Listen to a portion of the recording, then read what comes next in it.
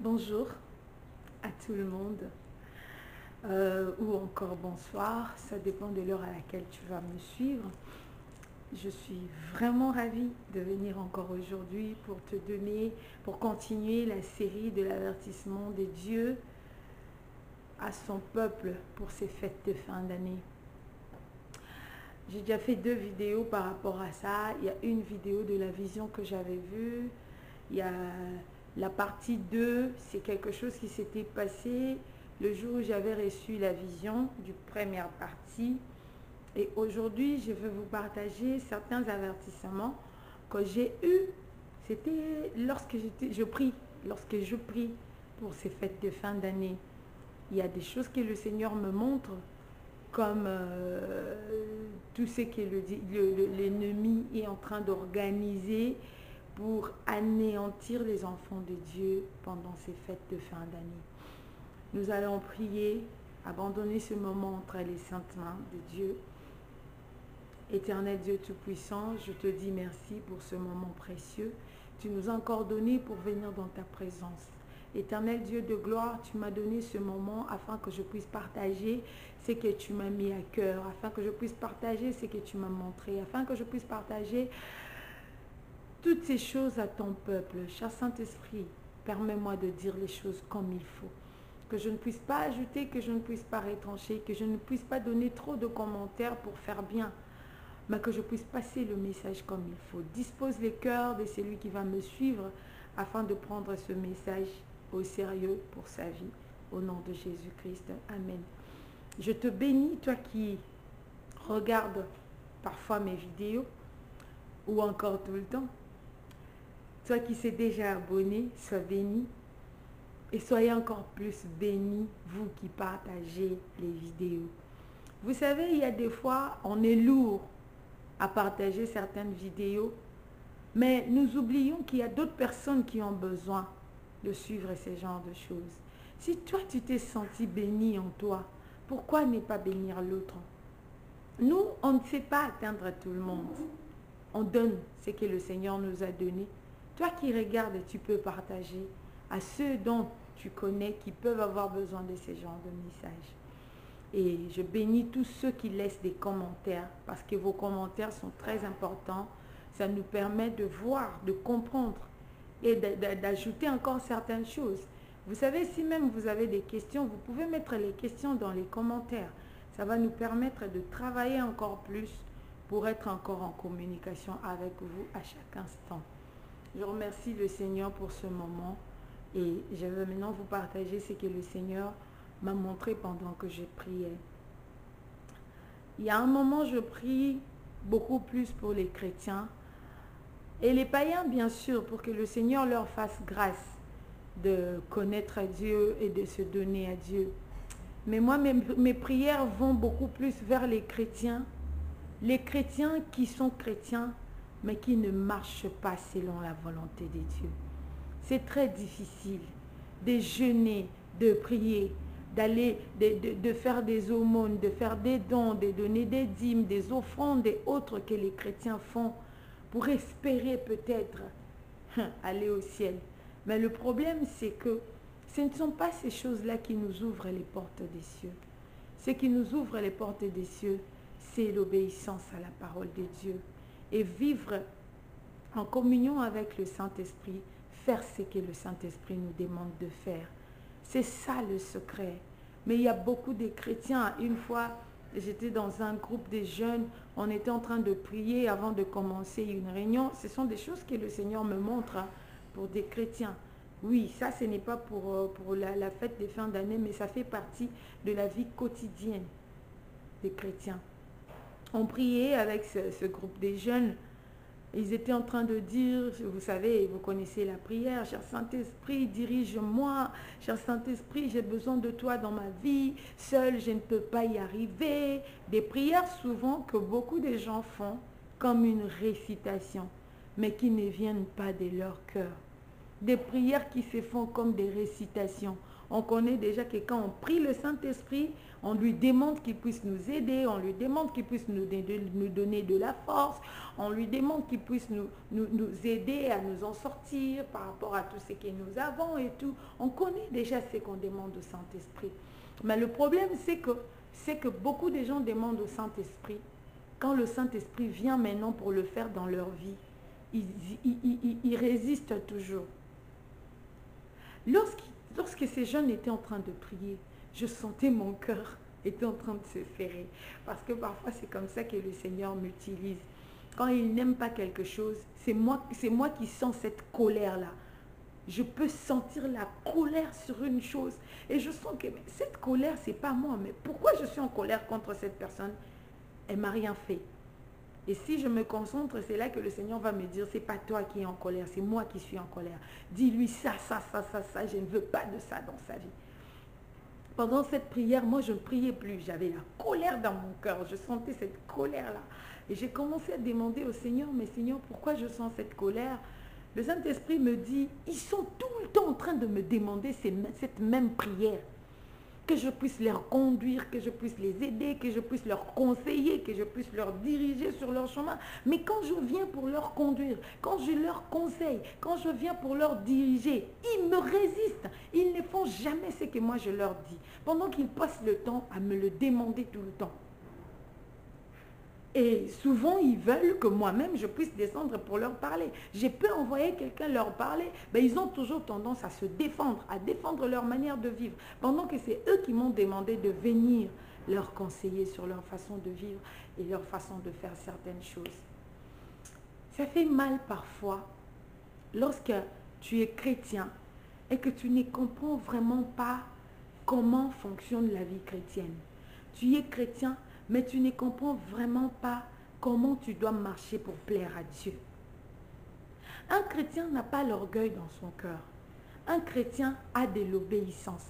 Vous savez, des fois, il y a certaines choses qui poussent aux gens de dire, ça, ce message n'est pas de Dieu, ça, ce sont des doctrines. Il n'y a que vous, les sœurs, qui sont patati patata, qui ont des messages de Dieu et qu'on sort. Beaucoup de gens ont tendance à nous résister. Je peux dire nous, parce que je fais partie de ceux-là dont beaucoup de gens résistent, et surtout les sœurs et les chrétiens modernes. Les chrétiens modernes, ce sont les chrétiens modernes qui ont un cœur tellement endurci dans les conseils de Saint-Esprit. Vous savez, on a toujours tendance à dire, Dieu parle tantôt d'une manière, tantôt d'une autre, comme c'est dit dans Job. Mais c'est l'homme qui ne prend point garde. Nous prions, nous prions, nous prions. Mais ce que nous prions ne nous arrive pas. On n'a pas la réponse, on ne voit pas la réponse de nos prières uniquement parce que nous désobéissons à Dieu. Le Seigneur m'a montré combien l'ennemi est en train d'envoyer les choses au marché pour attirer les chrétiens et les chrétiennes. Des choses envoûtées, déjà envoûtées, les vêtements, les chaussures, tout ce que les jeunes ou encore tout ce que les parents achètent pour leurs enfants pour les fêtes de fin d'année. Chers parents, chères sœurs, chers frères, faites très attention parce que les temps sont mauvais. Le diable n'est pas bête. Le diable n'est pas ignorant. Le diable n'est pas quelqu'un qui croise les bras et regarde les choses. Parfois, c'est nous, chrétiens, qui avons tendance à croiser les bras et regarder les choses se faire de soi. Nous disons, Dieu va faire, Dieu va. Mais quand le Seigneur nous avertit pour ne pas tomber dans les pièges du malin, nous faisons semblant de ne pas écouter. Nous faisons semblant de ne pas suivre. Je viens te dire, chers frères, chères sœurs, chers parents, pour ces fêtes de fin d'année, avant que tu n'ailles au marché pour acheter quoi que ce soit, le Seigneur ne nous interdit pas d'acheter des belles choses. Le Seigneur ne nous interdit pas de se faire beau, de se faire belle. Mais le problème, c'est quoi? Faisons-nous beaux, faisons-nous belles avec les choses que lui a réservées pour nous. Parce qu'au marché, il y a deux types de choses. Il y a des choses que le diable a mis pour ces gens. Et ces choses-là brillent tellement que même les chrétiens courent derrière ça. Il y a des choses que l'ennemi a mis sur le marché pour ces prostituées, pour ces garçons des rues, pour ces ivrognes, pour ces gars en fait, pour son peuple, pour le peuple de l'ennemi. Il met ça sur le marché, mais en même temps, il met de l'envoûtement, les mêmes envoûtements qui maintient les païens dans les choses de l'ennemi. C'est ce même envoûtement qui attire les chrétiens pour que les chrétiens puissent retourner dans leur ancienne vie. J'étais en train de prier pour que les chrétiens, le Seigneur puisse sauver les chrétiens. Et c'est ce que j'avais vu. J'ai voulu le partager avec vous. Si tu veux aller au marché, prie au Seigneur. Prie au Seigneur de te donner les yeux qu'il faut afin d'aller choisir ce que Dieu a mis sur le marché pour nous, ses enfants. Tout ce qui brille n'est pas de l'or. Ne regarde pas ce qui brille, ne regarde pas ce qui va frapper aux yeux. Ne suis pas surtout la mode. À vous, chères sœurs, qui sont passées dans les dépouillements, dans les choses. Moi, je dis toujours, je dis merci à Dieu parce que je n'ai pas grandi avec toutes ces choses-là, des maquillages et consorts. Ça, c'était pas vraiment mes choses. C'était pas vraiment mon truc. Oui, je mettais les mèches, mais après, quand le Seigneur m'en a parlé, j'ai compris que c'était mal, j'avais mis de côté. J'ai continué à défriser mes cheveux. Lorsque le Seigneur m'avait interdit de défriser les cheveux, c'était difficile parce que j'ai des cheveux crépus tellement durs que pour peigner, c'est difficile. J'ai résisté jusqu'à ce que, à tout moment que je mettais les produits sur mes cheveux s'est coupé à un niveau. Le Seigneur m'a dit, si tu laisses tes cheveux naturels, tu verras combien je veux faire l'éclat. Un jour, vous allez voir mes cheveux. Peut-être dans mes autres vidéos, il y a mes cheveux. J'ai beaucoup de cheveux. Depuis que j'avais arrêté de mettre des choses dans ma tête, le Seigneur m'a donné des beaux cheveux. Le Seigneur nous a tout donné naturellement.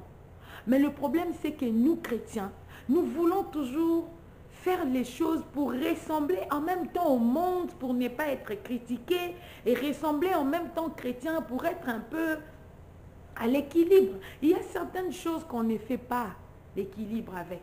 Il y a certaines choses où ne cherche pas l'équilibre. Marche selon la volonté de Dieu, selon la parole de Dieu.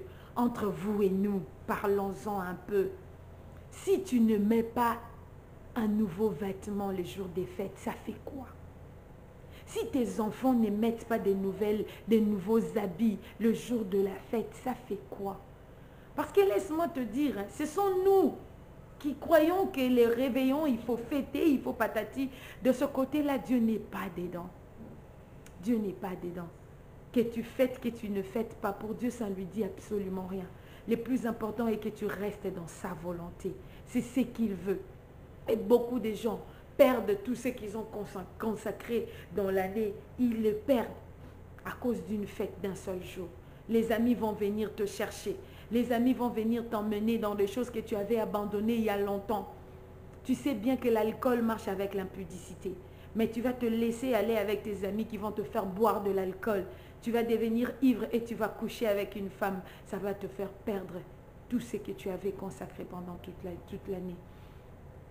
Et j'avais vu combien des choses, surtout toi qui avais pris la décision de ne plus mettre toutes ces choses-là sur toi, de ne plus faire de ton visage un cahier de dessin. Ah, chère sœur, si seulement vous saviez combien vous êtes belle naturellement. Vous n'allez pas passer le temps à se pavaner toutes ces choses sur le visage. Moi, je me sens belle comme ça. De toutes les façons, pour moi, c'est une façon d'adorer le Seigneur. C'est une façon de me... Quand je me regarde au miroir, je me dis, Seigneur, tu as créé des... Ah bah, c'est comme ça. Si toi, tu ne me trouves pas belle, mon papa me trouve très belle. Et moi, je me trouve très belle. Je n'ai pas besoin d'ajouter quoi que ce soit sur moi pour que je sois belle selon le monde. selon la mode. Non, pas du tout. Et de ce côté-là, le diable peut mettre tout ce qu'il veut sur le marché. Je ne peux pas tomber dedans. Parce que le Seigneur ne va pas me laisser tomber. Je ne l'ai pas dit que par mes forces. Le Seigneur ne va pas me laisser tomber. Et c'est parmi les choses que le diable est en train de mettre ses pièges. Il sait que si tu le mets... Un jour, je veux vous donner le témoignage d'une sœur avec qui j'étais. Et elle avait tout arrêté. Elle avait pris la décision de ne plus rien mettre. Et la gloire de Dieu était sur elle. La gloire de Dieu était sur elle. Le jour où elle a été, je ne peux pas dire, je ne sais pas s'il faut que je dise envoûtée, elle a été amenée avec ses amis à remettre encore ces choses-là. Je veux vous dire ce qui lui était arrivé. Dieu ne ment pas. Dieu ne ment pas. Les chrétiens modernes ont tendance à dire que non, il y a certaines choses qu'on exagère, Dieu n'est pas dedans. Le problème, c'est que tout n'est pas péché, ça c'est vrai. On peut dire que se dessiner le visage, c'est pas péché, et c'est pas un péché. Changer la forme des cils que Dieu nous a donnés n'est pas un péché. Changer la couleur de nos lèvres n'est pas un péché. On peut dire ça.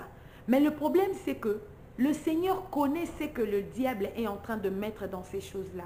Le Seigneur qui sait voir même au plus profond de la mer, il connaît ce que l'ennemi est en train de mettre dans ces choses-là. C'est pour ça qu'il dit à ses enfants de ne pas les mettre. C'est pour ça qu'il dit à ses enfants de ne pas les mettre. Pourquoi? Parce qu'il y a de l'envoûtement dedans. Quand tu mets ces choses-là, quand tu marches en cours de route, tu crois que tu es la plus belle de tous. Non, c'est faux. C'est faux. C'est faux. Que le Seigneur vous ouvre les yeux. Que le Seigneur nous ouvre les yeux lorsque nous allons partir au marché en ce temps de la fin. Qu'on ne puisse pas tomber sur les choses que l'ennemi a déjà envoûtées pour nous avoir. Mais que nous puissions tomber sur les choses que notre Père a mis sur les marchés pour nous. Avant de partir au marché, il faut prier. Avant de partir au marché, il faut prier pour que le Seigneur t'arrête devant un magasin ou devant une boutique ou encore devant une table que le Seigneur a mis les choses pour toi et moi, pour nous ses enfants. Parce que Dieu ne peut pas laisser l'ennemi nous maltraiter. Dieu ne peut pas laisser l'ennemi abîmer toutes choses. Que ce soit pour le manger, même pour le manger, pour les boissons, pour tout ce que tu vas te préparer pour cette fête de fin d'année. Beaucoup de gens pensent que le diable cherche à tuer ce corps. Non, il a changé de stratégie. Il sait que s'il tue l'intérieur, le corps sera mort facilement. Alors par la nourriture, par les vêtements, il peut te tuer spirituellement. Et quand il te tue spirituellement, il sait que physiquement, il va t'avoir facilement. Que le Seigneur te bénisse. C'est ce que je voulais te partager ce matin, afin de te réveiller encore, afin d'ouvrir encore tes yeux, afin de te donner encore la force de marcher selon la volonté de Dieu. Le Seigneur nous aime tellement, mais parfois c'est nous qui lui résistons. Le Saint-Esprit est toujours là pour nous avertir. Ça encore, c'est un avertissement, mais beaucoup, peut-être nous n'allons pas prendre ça en compte. Si tu es béni, bénis les autres. Si tu as écouté ce message et que tu trouves que c'est très important, partage cette vidéo, ça ne te coûtera rien. Oui, peut-être, je ne sais pas, peut-être que ça va te coûter les mégas. Combien de mégas? Tu partages la vidéo. Si l'autre personne ne suit pas, ça le concerne. Mais s'il va suivre, peut-être que lui aussi, il va partager. Et ça va bénir, ça va aider beaucoup de gens. Les temps sont finis, les temps sont mauvais. Sauvons-nous pendant que nous sommes encore vivants. L'enfer, c'est pour l'éternité. La vie éternelle, c'est pour l'éternité. Et si tu as quelque chose qui peut aider l'autre à aller vers la vie éternelle, il est temps de pouvoir les partager. Sois béni. Que l'Éternel te bénisse. Abonne-toi si c'est la première fois que tu me suis. N'oublie pas de cliquer sur la cloche qui est à côté juste de abonnez-vous. La cloche qui est là, c'est pour avoir toutes les notifications lorsque nous publions une vidéo. Fais un commentaire, mets un commentaire, appuie sur le pouce afin de nous encourager. Ce n'est pas facile de faire des vidéos comme ça. Ça nous demande beaucoup. Ça, je vous dis, ça demande beaucoup. C'est pas que je viens seulement, je m'installe, je le fais. Tu sais pas si c'est quelle heure déjà je dois me réveiller pour être là afin de faire cette vidéo, pour te bénir et pour que moi je puisse aussi avoir ma part de bénédiction. Que le Seigneur te bénisse, toi qui m'as suivi du début jusqu'à la fin. Que le Seigneur te fasse du bien, qu'il te donne la force, qu'il ouvre tes yeux afin que tu puisses marcher selon sa volonté. Qu'il ouvre ses oreilles afin que tu puisses écouter tout le temps les avertissements de Dieu, afin que ces avertissements puissent te retourner sur le chemin qu'il faut. Que Dieu te bénisse, qu'il bénisse ta famille, qu'en ce temps que le Seigneur te protège et qu'il protège ta famille, qu'il te protège contre les ruses du diable, contre les ruses de l'ennemi qui pourra chercher à t'emmener loin de la face de Dieu. Je prie ainsi dans le nom de Jésus-Christ. Amen. Soyez bénis, soyez bénis, soyez bénis.